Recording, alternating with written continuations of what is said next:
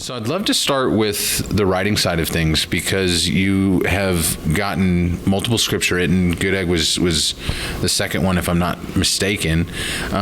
What is your writing process like? Where do these stories come from?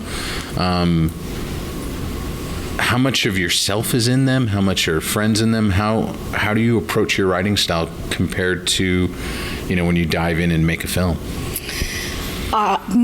Pretty much all of my writing comes from personal experience. The first film I had done about 8 years ago was a feature film that was based on a relationship between mother and daughter. Good Egg is very much based on my life with my husband and our 8-year journey to having children, going through IVF, going through surrogacy. And this particular script stemmed from a day where I bumped into my egg donor unexpectedly. And back when we actually froze our embryos, it was a very different world, even 10 years ago. It's so different now. And we were not allowed to meet our donor. It was all by contract, and the only thing we knew of her outside of her application was a picture, which we were not even allowed to see until after we signed the contract. They didn't want you to design your baby. Yeah. So the day I bumped into her was the day before a transfer, and I saw her come out and hopped up on hormones and all sorts of drugs and just not feeling 100%. I panicked, and I called my husband and I was like, baby mama, she's here. What do I do? And he's like, you stay where you are. And all these thoughts went through my mind. The feeling of being a broken woman and not being able to do what most women are supposed to be able to do. Why her, not me? And even though it wasn't as drastic as my husband, procreating with her, it felt as if he was having that child with her. And then all these ideas came up of what if I follow her? What if she's not what she said she was on the application? What if she does smoke? Everything that she checked off, maybe it wasn't all real, because you don't really know. And I wanted to get to know her. And that's where the idea of Good Egg came in. What if I did meet her? And what if she was absolutely not what was on the application? Because you're basically choosing somebody off a piece of paper. Yeah. And, who doesn't fluff their resume? So that's where that came from. But most of my writing always stems from family, mostly family. I'm married to an Italian, and it's a big New York Italian family, and they're larger than life. And so those characters are what fuel me. How did the pandemic impact this film? Well, we got pushed 1 year when it first started in 2020, and that's when my producing partner, Daracha, and I had planned on moving forward, and we had done 2 staged readings, one in New York, one in Los Angeles. And when we came back, boom, everything, COVID was just in your face. So obviously it was not the right time. Once we did decide to move forward, it was nerve-wracking to go into a production during a time where, you don't want to get each other sick, you don't know who's carrying what. Vaccinations were not yet 100%, out there. And also, when you're doing an independent film and you're relying on, random people's funds to fund your project, the last thing you want to do is shut down because of it. And we actually had one case in one of our departments, and it was a very scary road for a couple days until we went ahead, but we had no one particular department we didn't have, especially during it was the art department, and it was during the day of the biggest build out. So, but I have to say, thanks to Daracha, she put together an insane team. We had a crew from all over the world. I mean, I've never worked with such an eclectic group of people, and they took it very seriously. And I think that's really important too, is to have a team that understands that this isn't just about them. This is about taking a project that could easily be shut down by the unions or what have you. People could get deathly sick, and you have to be really cautious and aware. And we had a great COVID team. So of course, when you're talking budget and you're talking about COVID, it eats a lot.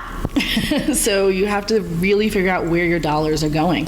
But we managed, but it was tough. It was scary. Could you have done this as a first-time filmmaker looking back? I mean, how much from your first film working on the Queen with Chu, on having experience, did that make this project doable on another level. I can't imagine a first-time filmmaker being able to tackle something like this. I definitely think it had a lot to do with a little prior experience. I mean, it's my second feature. The first one was a much smaller budget with way less locations, no stunts, no big cars. And although it sounds like I'm, putting Daracha on a pedestal right now, I am so for a reason, and that's because she held my hand through the process and guided me through things I've never had to experience before. She had a lot of experience in different levels that I didn't. And I think a lot of success comes from trusting your partners and comes from believing in your team to support you, especially in the independent world. And I definitely don't think I would have been able to do this the first time around, no. Knowing logistics, knowing about getting your locations, knowing about having the right cast members, everything with this film took a lot of time and detail to map out. And again, having action involved, having stunts using, fake guns and knives and so forth, there's a lot of risk. You've had to be very careful on set, and I learned a lot, but I don't think I would have done this first time out, no. The first time out, my first feature, I believe, was easier in the sense that it was more talking heads and more dialogue and more centered to a couple locations. This is a different animal. This is, getting big tour buses and shipping people to different areas in New York and so forth, and staging areas to look like something that it's not. We actually were looking into different casinos for the casino scene, and I thought because of COVID and because people were having a little hard time financially that they would want the money. But it actually was really difficult because of COVID, because they didn't want all the bodies in their space. It was more of a risk for them than it was to bring in some money. But this is a different animal, as I said, a different beast. It was exciting. Going on to my third project, I think I could go even higher and bigger. And of course, when it comes to money and your budget, it also is really dependent on what you're able to do. When you have those dollars flowing, you can take more risks. You can get bigger equipment and more stunts and more people to support. So.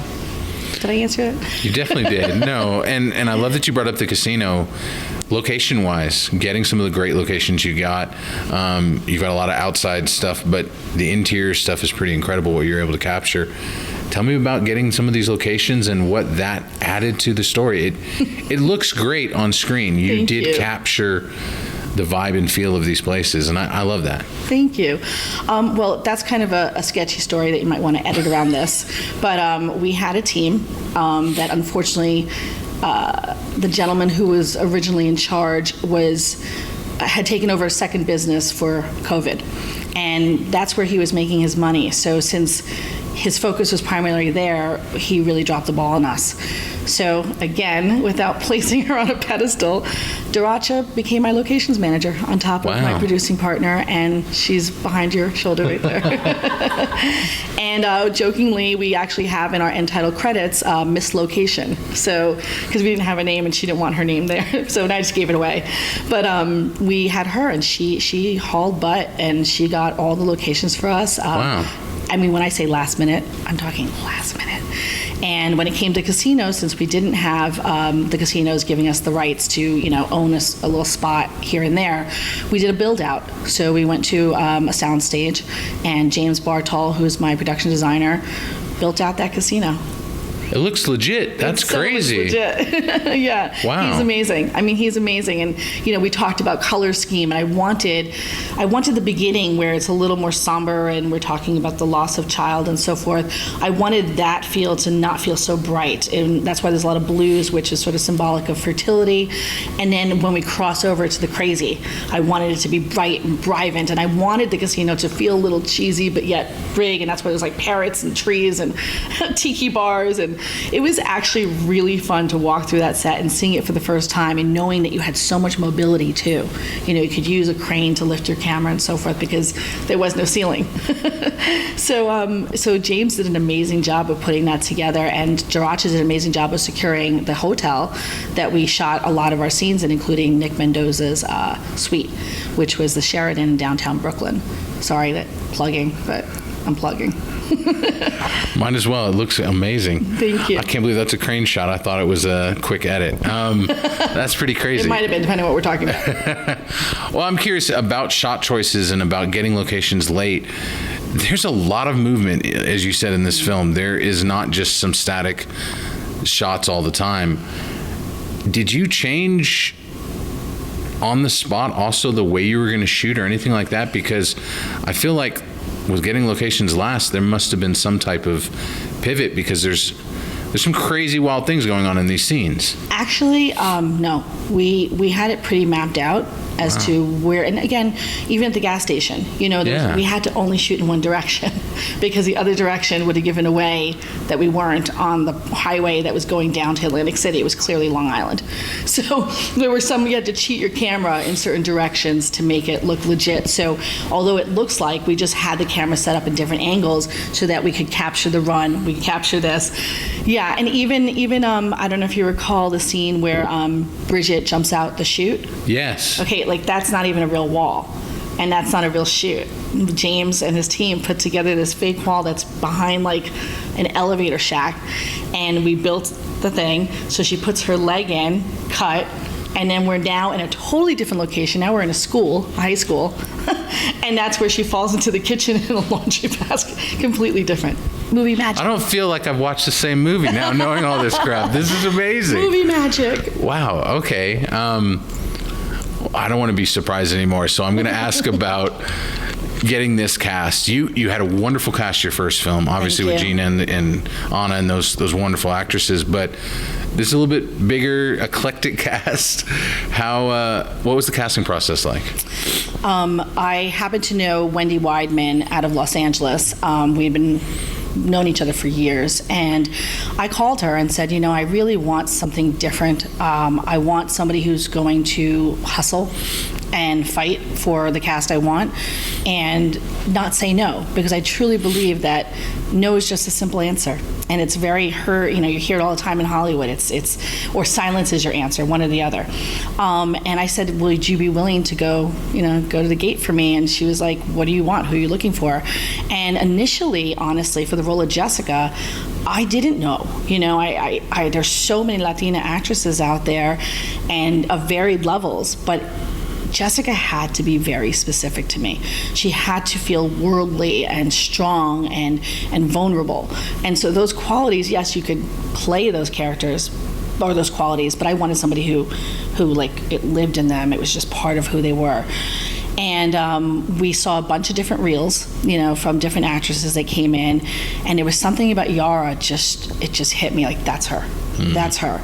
She had so many amazing levels, and I saw a clip from Jane the Virgin, and I was just blown away, where she went from being a really strong woman in the courtroom to breaking down to being funny to then going back, and I thought, oh my God, in less than 3 minutes she captured all those levels of emotion.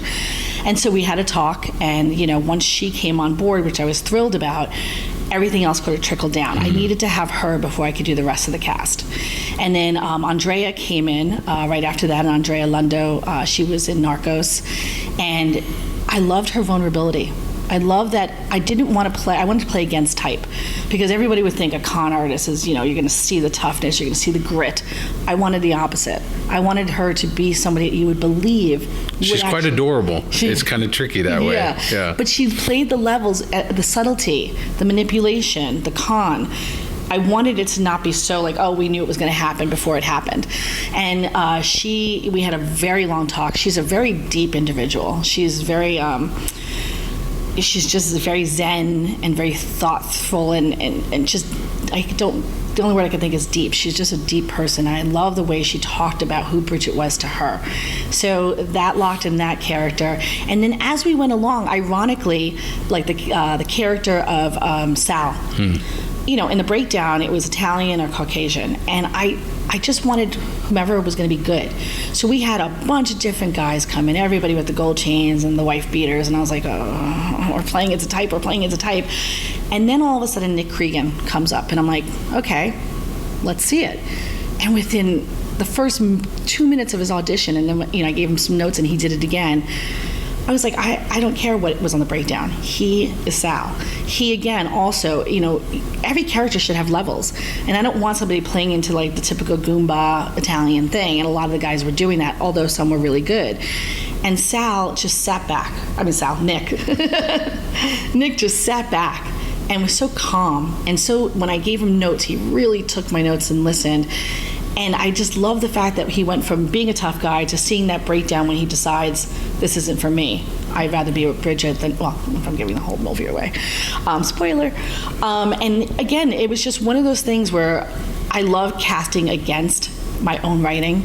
And anybody who brings some sort of emotional level is way more important than whether they have, 3,000 things on IMDb or whether they have this star value. And, lo and behold, they're all blowing up now, of course. So kudos to the good casting. But we really, Joel, I can't forget Joel. Oh my God, that was a tough one because budget-wise, we only had enough money to fly a certain amount of people in from Los Angeles. And we auditioned so many Gordons, so many coming close, and a lot with really big name values, some with, newbies. Joel, from the get-go, it was like I wanted him, but Daracha and I had to figure out how we were going to make that work in our budget. How are we going to be able to do it? Because it sounds like, what's one other person flying in? But when you add it up to the amount of days that they're shooting and where you're going to put them and working around his Maisel schedule, it was hard. But I finally said to Daracha, there is nobody else. I want him. We have to make it work, and we did. And I am so grateful to my cast. They really brought this whole thing to life. And he does a lot of heavy lifting, too. He sure does. That scene with the slide. Yeah, no more. Too much away. I love that you also didn't change the name of Sal. It reminded me of, like, Morgan Freeman playing Red in Shawshank. Yeah. It's an Irish character. Let's keep the name. Obviously, Morgan's not Irish, so I love that you kept Sal as the name for Nick's. It added another level to it. Oh, that's and cool. It's great to hear that it was that type of casting call. So yeah, even Haas Manning, he played Miggy Romero. He doesn't look like a Miggy Romero. No, not at all. And Miggy's Miguel. And again during the breakdown, it was supposed to be like chubby Latino, like character, fluffy type, and Haas he actually met him at a reading because he came in to do the reading in New York kind of last minute. And he and Shari Allen, who again they both, when I saw their connection at that reading, I didn't audition anybody else. They just had that chemistry. They worked off each other. They were that clown-like couple. They brought that comedic relief to it, and it was flawless. It was just seamless. I didn't have to do anything. They just played. So knowing that your scripts have a personal touch, but also knowing that with each film now you've taken a step up budget and just the amount of stuff going on in the film themselves, how have you gained from making this film compared to previously with the other one? Because it's been quite a bit of time. You've done stuff in between, but I'm curious with the features, where do you feel yourself now? You mentioned earlier you could go another level higher now. Oh yeah. Confidence. I feel way more confident in my vision, not just as a writer, as a director. I feel like I have more of a handle, not just as how to interact and work with my actors, but with my crew and working with my DP. Those things are things you just learn. And so much of it is listening. My father used to always say the smartest person in the room is the quiet one. And I just sit down and I just listen to their vision. I listen to what they say.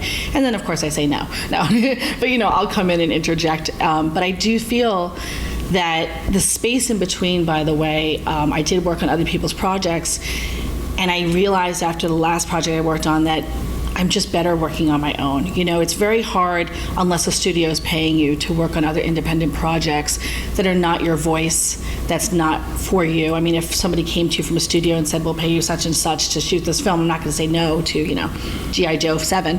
But at the same time, I feel like the next one I would go, I'd go balls out. I would just go balls out, and I would know what to do. And again, just like some of the teams I see out there, like Judd Apatow's teams, Adam Sandler's teams, all those teams, they work together on every single project. And having met Daracha at a very older stage of the script, early on, she was originally hired just to do my budget and help out, just so I could have an idea of where I was going. And then when things turn and so forth, and I actually had other studios on board, but they sit, they wait for the right time. life is short. And I was like, I'm just going to go take it and see what I can do. And I feel more confident going and looking for funding. I definitely feel much more confident with my shots and working with cameras and angles. I mean, I really think that if I had the opportunity to maybe not necessarily look for the money, but do everything else, I could really go big and hard on another project. Well, the fact you did some of the stuff you did in this film on a budget level that you're at is pretty remarkable in itself. So, yes, please move on up, if you will. I will try. Speaking of posters, because I keep looking at the poster, you guys have a couple of cool posters. You talk about the artwork of your posters and about that team, because I love kind of the humor, but also just all the posters have looked awesome. Thank you. Well, Michael Boland was our creative artistic director on this. And when we spoke, I just said to him, I want something that feels a little retro, something that's different, that something's going to spark the eye. Because these days, when you go to streamers, there's so many choices. And let's be honest, I select based on a picture sometimes. That looks really interesting. And how interesting is it to have these bullets coming towards an egg, although it's a little, but it catches the eye. And I wanted something simplistic. We just signed with our sales team. So I'm really excited about that. And so we are reworking some of the art. So, because for distributors, this might feel a little too contemporary. But Michael really worked hard. And actually, we had another image that I really, really wanted. And then... Is it a red background? No. Okay. That one I kind of like too, but people are saying it reads more of a thriller. And then it is. Looks fiery, yeah. It looks very fiery. And it's also digitally art. So oh, wow. That's why it looks a little funky. Okay. So it's not the actual photos. We digitally painted it to see if it would look a little, again, go back to the retro feel. But the one I really wanted originally was a slot machine that had the baby, the gun, and the egg. But then as soon as we were about to get the approval on it, we go to Netflix and somebody else had the exact same image but with different things. So it was like neon and cool and funky. So we opted not to use that one because we didn't look like we were like piggybacking on their idea. But Michael, I said I want something that sells the film, something that explains in just from a visual what it's about. And if it doesn't really explain it, then it leaves it to be sort of mysterious, like inquisitive, like what is this film? So he did a great job. I'm very happy with it. I don't know if I'm going to go out of frame here, but I love how the bullets come out from the corners, and so that's a little bit different. So yeah, I don't know if I answered your question. No, I love it. World premiering at Bentonville. Yes. Let's talk about the significance of that, especially after yesterday, knowing what your film is about and how that is another facet that's you mentioned earlier, 10 years ago, it's a very different world. It would have been that way without what happened yesterday, but obviously all of the field of women's bodies are going to be looked at differently, whether it's from that level or at the level of this story. I'm curious, what does it mean to be at Bentonville for you right now? Well, being in Bentonville overall is super exciting. Being here the day after this decision with a film that is primarily female-based on a subject about in vitro and egg donors and, well, not surrogacy in this film, but overall, it's scary. It's scary. I mean, the truth of the matter is that right now they're focused on abortion, obviously, but it will trickle down to fertility, and it will affect women like myself who have been down this road. And the fight to have my children took 8 years and hundreds of thousands of dollars. No funding. We couldn't get any funding. So now for women who can't afford in vitro and such like that, and people who, spend years and dollars shooting themselves up with hormones and all these medications, and it's just a very lonely, scary world to begin with. And now having potential rights being taken away, where supposedly what I've been reading from Resolve, which is a huge company that handles in vitro and so forth, they might have the right to tell you how many eggs you can retrieve, how many embryos you can freeze. And if you freeze more than 3 or 4 or 5 and you want to have that transfer, they might force you to do all 5, which is incredibly dangerous, not only to the potential fetus, but to the woman. I mean, they're stripping you of everything. And what's already been hard, infertility is one of the hardest, loneliest, scariest, depressing journeys. I mean, it was hell. honestly. I mean, the gap for me, not only filmmaking wise, but trying to get pregnant, had a lot to do with the fact that I didn't want to be in that world anymore. I didn't want to be in this dark place. I didn't want to be alone. And again, my journey started before you can go on social media and read about everybody else's journey and fight. I was very much in a dark place. And now women moving forward could potentially really struggle and not have that opportunity to have what I was able to do. But it took 8 years. And if they strip women and they limit, I mean, I could barely retrieve one egg, and that was with 17 different rounds. And after 5 rounds of IVF and then other stuff in between that didn't happen, I just don't understand why anybody has say.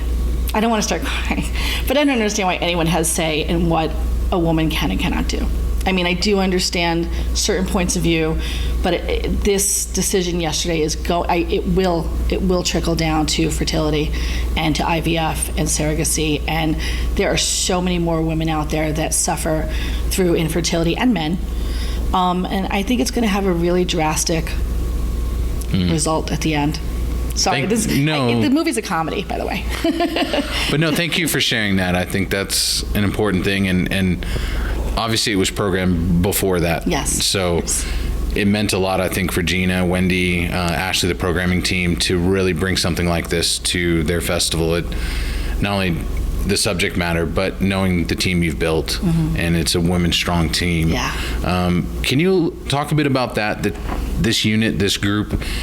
And obviously we've mentioned her quite a bit. Yes. I'm curious about the next step and the next going into the phase. You brought up confidence earlier. Is that because you have this team? Absolutely. Yeah. I mean, confidence is something that I think, comes with time, comes with experience, comes with knowledge. And not only having a very strong female base is one thing, but because we had such an eclectic group of people, so from international, I mean, if you look at our list, it's from across the board, around the world.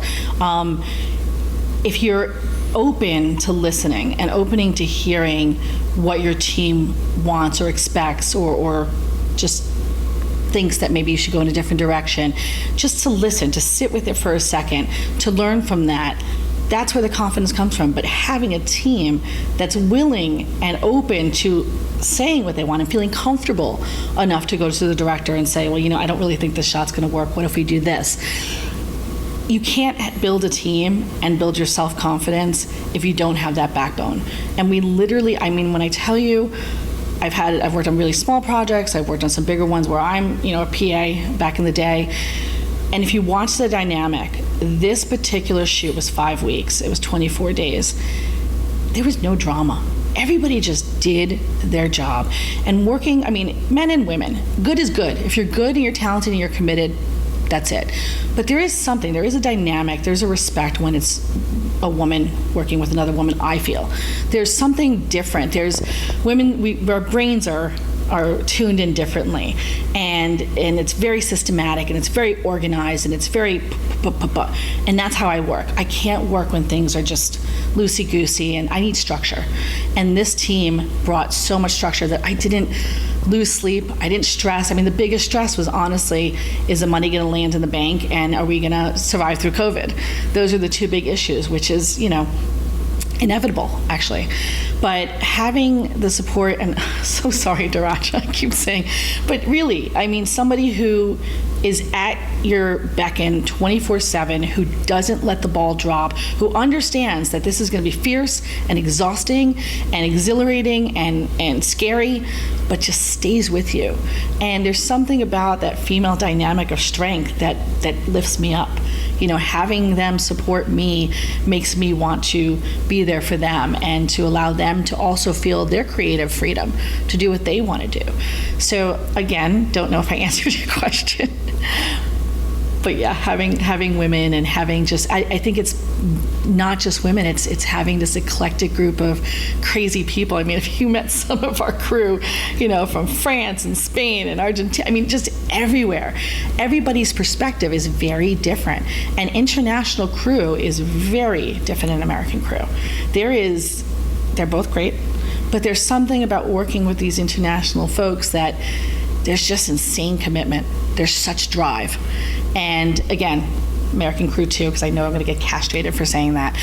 But there's camaraderie, and I think that's incredibly important, especially on an independent. You know, you're picking strings. You're really deciding where those dollars are going, and you're hoping people are going to enjoy the process and learn for themselves and build their own careers from this as well. I get excited when I see other people working now on TV shows and doing films with bigger names, you know, because I feel like I'm the mama bear that's kind of pushed them in that direction to say, go get it. Got some famous bears out there. Get some famous bears. And then ride their coattails later. Hopefully soon, yeah. Yeah. I know it's the beginning of this film's journey. I mean, we're literally at the world premiere. So, and knowing that you already have at least one script done, you may have more. I'm curious, what have you thought of what's next? What's going to be the next thing to tackle, or are you just trying to get this? We mentioned earlier, maybe up to New York, which you've done quite well, and I'm curious, what are the next steps for Good Egg, but also for you yourself in your writing and directing career? Well, for Good Egg, as I mentioned earlier, we just signed with Concourse Media, which I'm really excited about. It's great to have a sales team before the festival run, you know, just to have that backing. I can't say what, but there's some other festivals potentially coming up in New York, and possibly one in California. So we do the festival route. That's the next step. So we do the festival route while Concourse is doing their job. They're going to go to Toronto in September. They're also going to go to the AFMs. They're going to try to market, you know, this film. What I love about them is, again, the drive. I love hustlers. I love people who understand that it takes grit and desire to get to that next level. So we're going to do the festival route. We're going to hope to get distribution. Ideally, I would love a limited release and then stream. But, you know, we'll see what the cards are. I'd love to have the cast and crew, you know, be more involved and be part of the journey with us, because it feels like a family. But once we get distribution, then, you know, we kind of let the baby go off on its own and we release the cord. And that's my hope for Good Egg. My hope for Good Egg is that it does get released and that it gets a positive review. It's, you know, look, it comes down to me wanting to write a story that, as I've mentioned, was a dark phase in my life and make it funny and try to seem some humor to the insanity of what was going through my mind at that time. You know, like the craziness of feeling so disconnected from my husband and the world and having to rely on another woman to make my dreams come true, so to say. So I hope that people can relate to that. I hope people can laugh along with, you know, the insanity of this world of IVF and infertility and so forth. That would actually make me happy, knowing that other women and men, anyone who's been down this road, or even people who haven't been down this road, can just have fun. When I wrote this, I wanted it to be entertaining. I wasn't trying to save the world. I wasn't trying to cure anything. I just wanted people to laugh. We're in such a state right now of so much chaos, so much divide, you know, and who doesn't want to go into an air-conditioned setting and laugh for an hour and a half? So that's my goal for my baby. Moving forward, I've got several other scripts.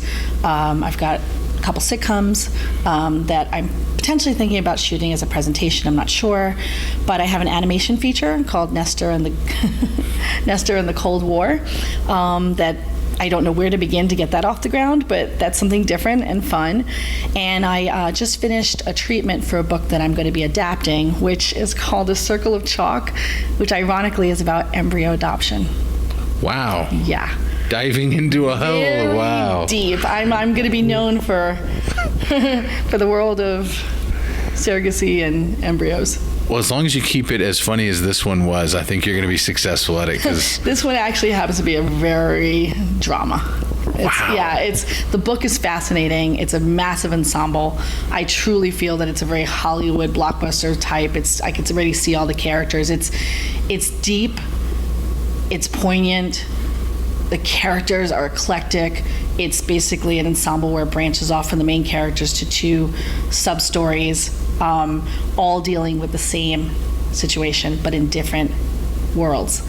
And it's actually loosely based on a story that happened back in the 80s with the Rioses, and Mario and his wife in, I think it was the early 80s, went to Australia where fertility began, you know, the whole process of IVF. and they had frozen their embryos, went back to the States. She decided she wasn't ready to do a transfer at the time, or wasn't 100% sure. They then flew to Argentina and adopted a little baby boy, and unfortunately on the flight back it crashed. So Mario, the baby, the pilot, and his wife passed away. It ends up that he is a multi-billionaire, or millionaire actually, not billion, M. And the embryos that were frozen were adopted. And now 24 years later, they're suing the estate for the money. Wow. Yeah. So if you can't go more dramatic than that. So yeah, it's a little flip from the funny, but I wanted to take, when the author reached out to me on Instagram, I read the book and I was fascinated, and I thought, let me give it, I know it's not, what you were waiting for, but I thought, let me go in that direction and see if I can't do a little drama. So we'll see where that ends up.